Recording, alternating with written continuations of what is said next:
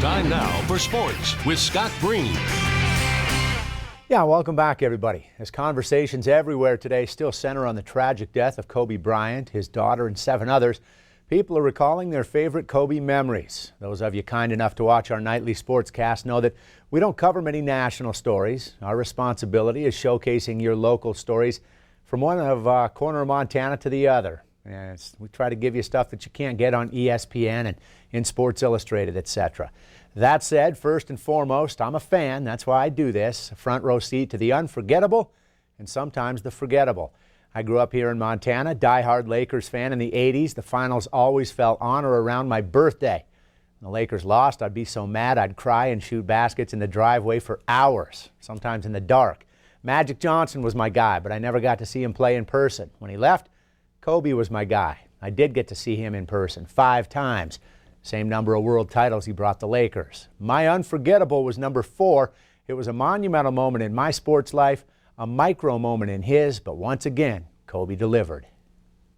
First, you need to know small market TV stations generally can't just show up and cover the NBA, the NFL, or any professional events just because we work as reporters. Teams demand a legitimate reason for you to be there, and even then they'll often turn you down. 11 years ago, May of 2009, and working here at Q2, I not only had one legit reason, I felt like I had 4 to cover not just the playoffs, but the Western Conference Finals between my Lakers and the Denver Nuggets.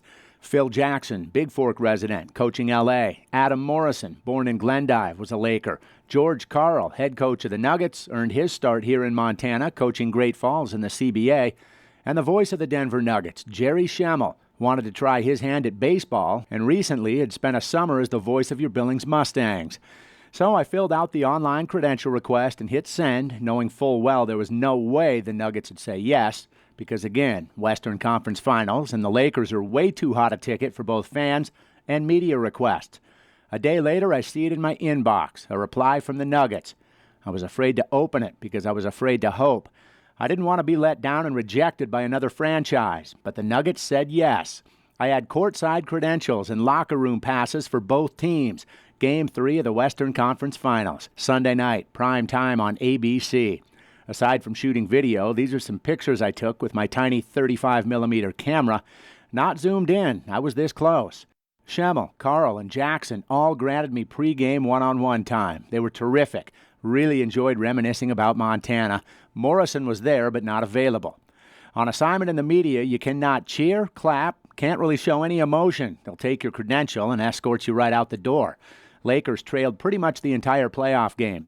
I was resumed to the fact that, hey, I at least had a chance to check off my bucket list, covering a conference finals game in person with some cool interviews. Then the Lakers flipped that switch, wiped out a 13-point fourth-quarter deficit, and rallied to win. Kobe scored 41. In the final minute, he's on the free throw line.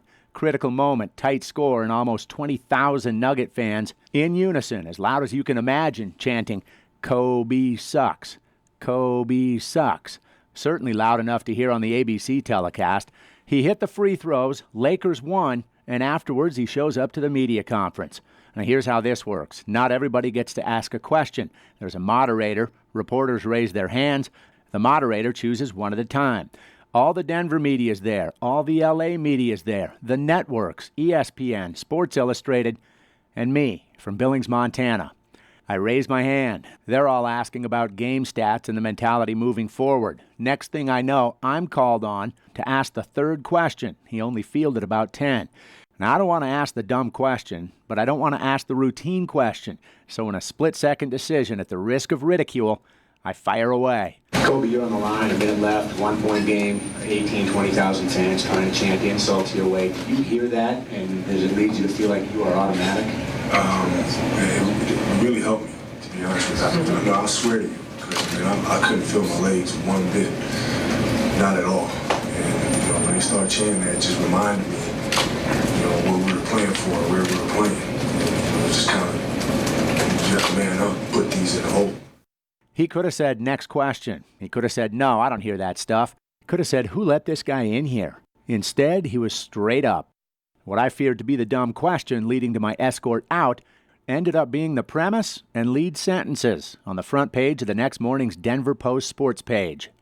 I've kept the article, and I'll never forget the memory.